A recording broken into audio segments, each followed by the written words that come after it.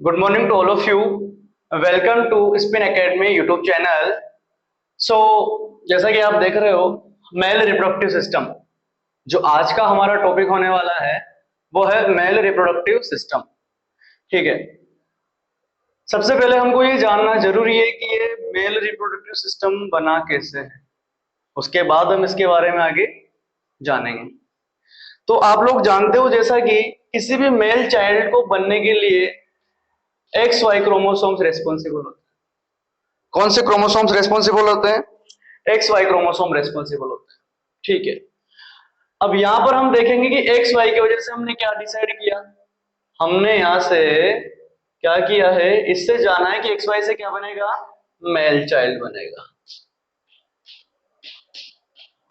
और x x से क्या बनता है, फीमेल चाइल्ड बनता है।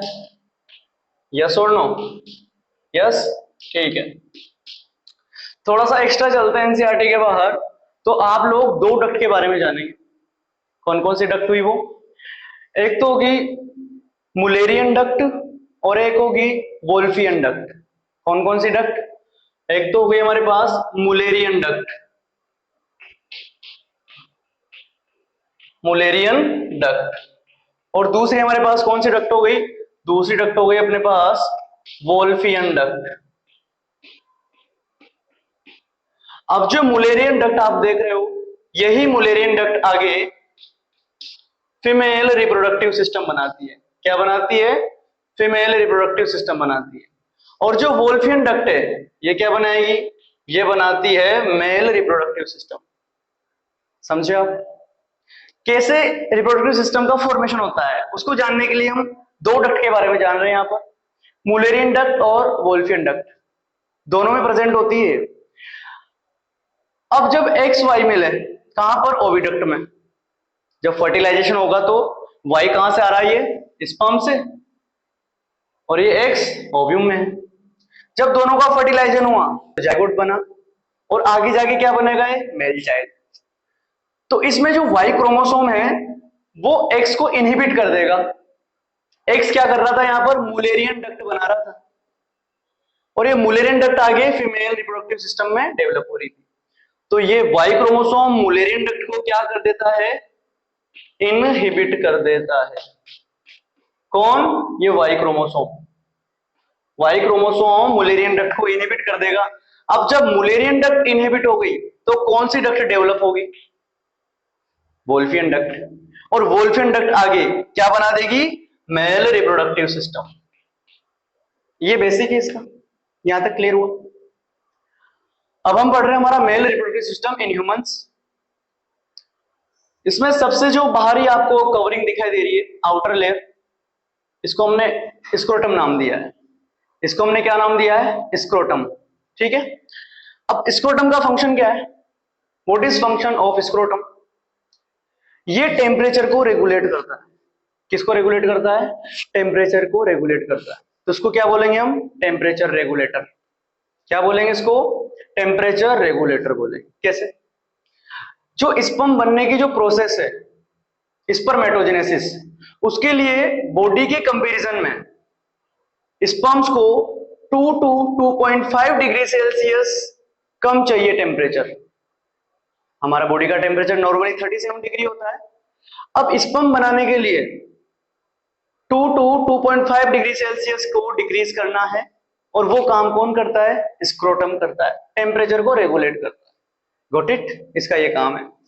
ये एक पाउच लाइक स्ट्रक्चर है जिसके अंदर टेस्टिस लोकेटेड होते हैं।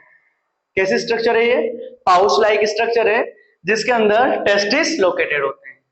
Got it? चलो अब अंदर चलते हैं अपन, तो टेस्टिस की कवरिंग देखते हैं। हम क्या देखेंगे? टेस्टिस की कवरिंग्स को। तो टेस्टिस में मेनली 3 टाइप्स की कवरिंग आपको देखने को मिलेगी। कितने टाइप्स की? 3 कवरिंग्स।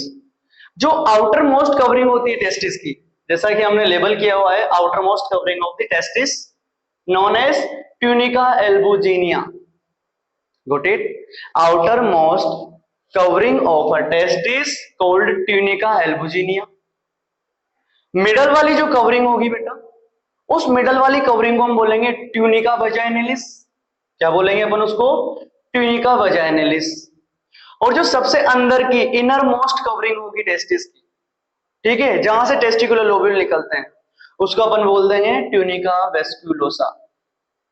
तो सबसे पहले मेरे साथ रिपीट करोगे आप लोग, आउटर मोस्ट कवरिंग क्या हो गई, ट्यूनिका एल्बुजिनिया, मिडल कवरिंग क्या हो गई, ट्यूनिका वजाइनलिस, और इनर मोस्ट कवरिंग क्या हो गई अपने पास, ट्यूनिका वेस्क्यूलोसा। यहां तक इजी है, क्लियर हो रहा है बेटा, आपको समझ में आ रहा है, ठीक है। अब अपन कवरिंग के बाद देखेंगे किसको, जो आपको यहाँ पर लोब्स दिखाई दे रहे हैं अंदर, हमने जो देखो लेबल किया हुआ है, ये लोब्स कहां पर सिचुएटेड है, टेस्टिस के अंदर, तो हम इसको क्या नाम देंगे बताइए, टेस्टिक्यूलर लोब्यूल। टेस्टिस के अंदर लोब्स हैं जैसा कि आप देख रहे हो, तो इनको नाम भी क्या दिया हमने, टेस्टिक्यूलर लोब्यूल। और एक टेस्टिस के अंदर 250 टेस्टिकुलर लोब्यूल प्रेजेंट रहता है according to NCERT. How many testicular lobules present in a testis, 250 testicular lobules present in a testis, not a pair of testis। ठीक है बेटा, अगर एक पेयर की बात करूं कि एक पेयर में कितने टेस्टिकुलर लोब्यूल रहेंगे ऐसे, सिंपल सी बात है, we have two testis, that means one pair of testis, तो 250 multiply by 2 is equal to 500। तो यहां पर टोटल कितने टेस्टिकुलर लोब्यूल होंगे एक पेयर में, 500, 500 testicular lobules present in a pair of testes। Got it? Okay। अब हमने समझने के लिए यहां से 2 से 4 स्ट्रक्चर बनाई है टेस्टिकुलर लोब्यूल्स की, लेकिन होती कितनी है ये, 250 होती है, ठीक है बेटा। अब इसके अंदर आपको राउंड राउंड स्ट्रक्चर दिखाई दे रही है, इसको बोलते हैं सेमिनिफेरस ट्यूब्यूल। क्या बोलते हैं, सेमिनिफेरस ट्यूब्यूल। जैसा कि हमने यहाँ पर देखो लेबल किया हुआ है सेमिनिफेरस ट्यूब्यूल को। ये एक टेस्टिस के अंदर 3 होती है। How many seminiferous tubules in a testis, there are 3 seminiferous tubules in a testicular lobule, not a testis. In a testicular lobules there are 3 seminiferous tubules present. ठीक है, अगर एक टेस्टिकुलर लोब्यूल के अंदर 3 सेमिनिफेरस ट्यूब्यूल प्रेजेंट हैं, तो total testis के अंदर कितनी सेमिनिफेरस ट्यूब्यूल प्रेजेंट रहेंगी, सिंपल है, 250 multiply bye 3, who is 3 seminiferous tubule. कितने टेस्टिकुलर लोब्यूल है पूरे, 250, 250 मल्टीप्लाई बाय 3, तो आंसर क्या आ जाएगा इसका, 750 seminiferous tubule present in a testis. Clear हो गया, क्लियर। चलो, अब इन सेमिनिफेरस ट्यूब्यूल्स के बीच में आपको देखो ये ब्लू कलर के डॉटेड स्ट्रक्चर जो नजर आ रही है, एक फ्लूइड है। क्या ये एक फ्लूइड है। इसको क्या नाम दिया है अपन ने, इसको नाम दिया है हमने इंटरस्टिशियल फ्लूइड। क्या नाम दिया है, interstitial fluid. A fluid present between the seminiferous tubule known as interstitial fluid. Got it. क्या काम होता है सर इसका, इंटरस्टिशियल फ्लूइड का, ये लेडिक सेल्स का सिक्रेशन करवाता है। किसका सिक्रेशन करवाता है ये लेडिक सेल का सिक्रेशन करवाता है। कौन, इंटरस्टिशियल फ्लूइड। चलो, अब जो लेडिक सेल होगा उसका फंक्शन आप आगे पढ़ोगे। लेडिक सेल ही आगे जाकर टेस्टोस्टेरोन या एंड्रोजन को रिलीज करता है या सिंथेसाइज करता है।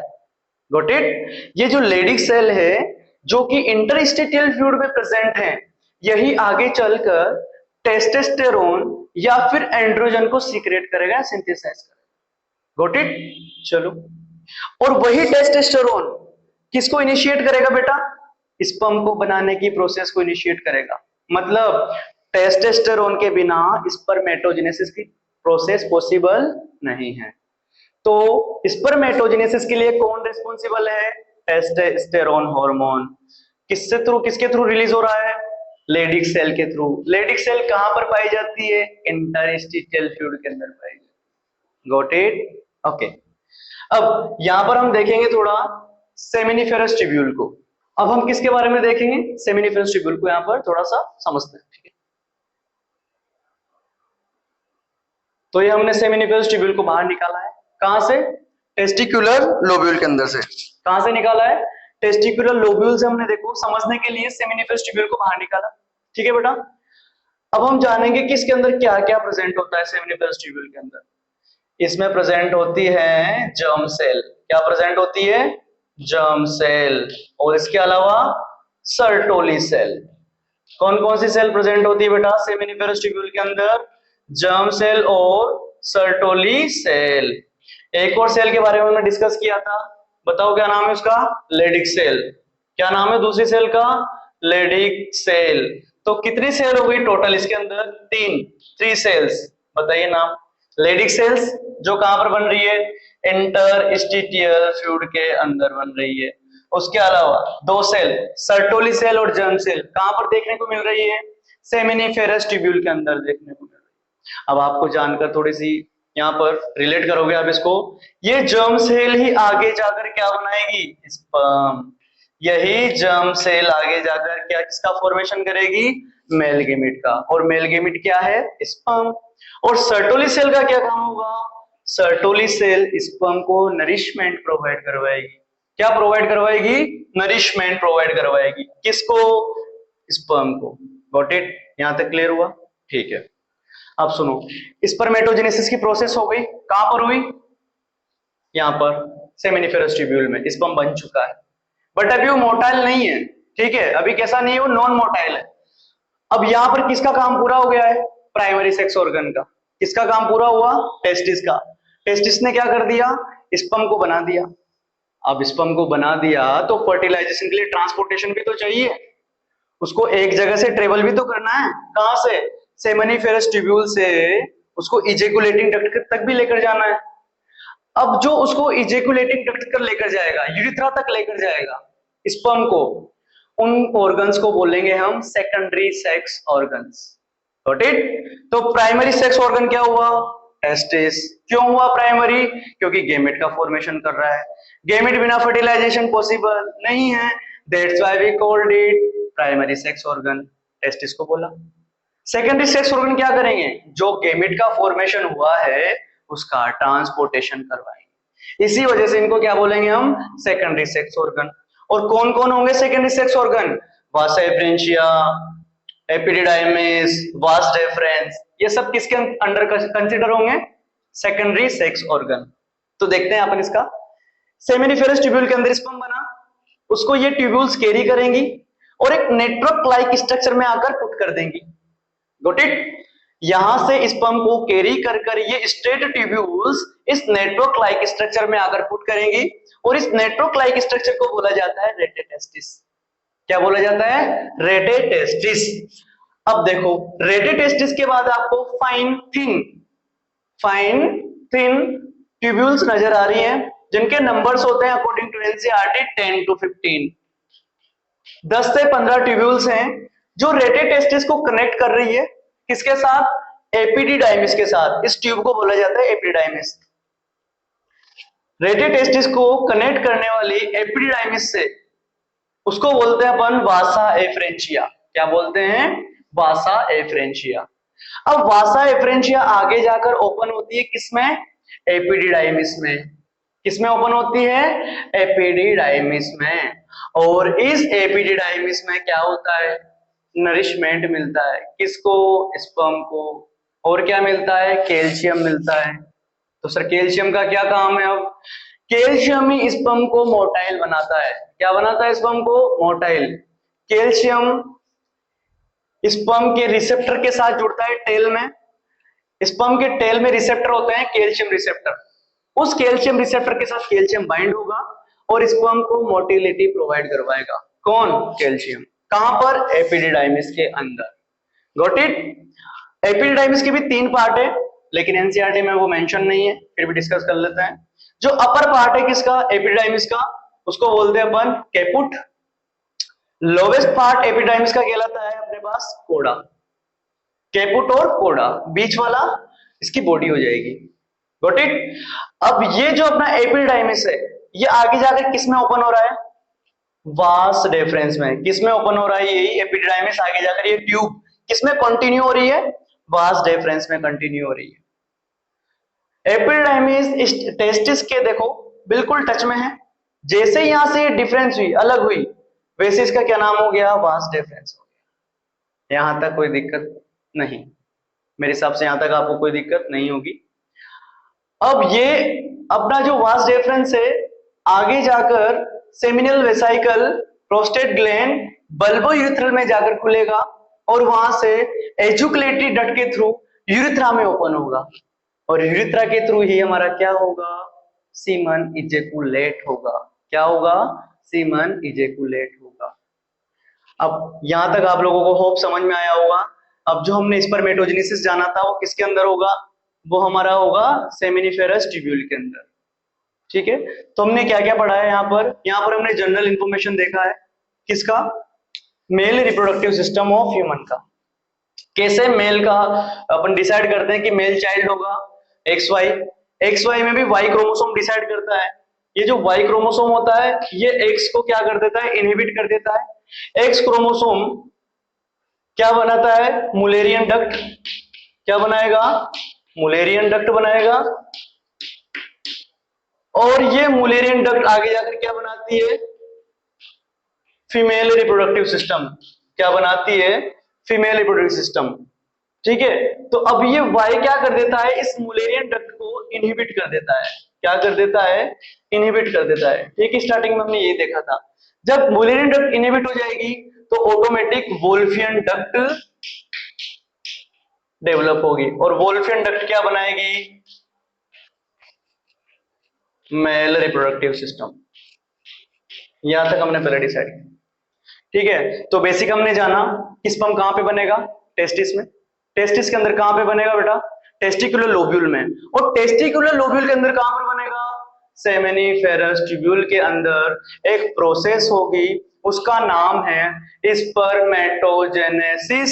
और उस प्रोसेस के थ्रू किसका फॉर्मेशन होगा, मेल गेमिट का, जिसका नाम है sperm.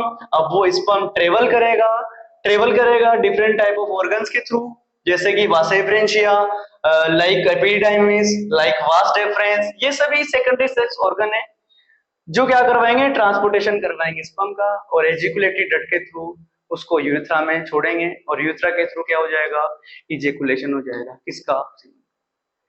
Thank you, it's our topic. Thank you so much.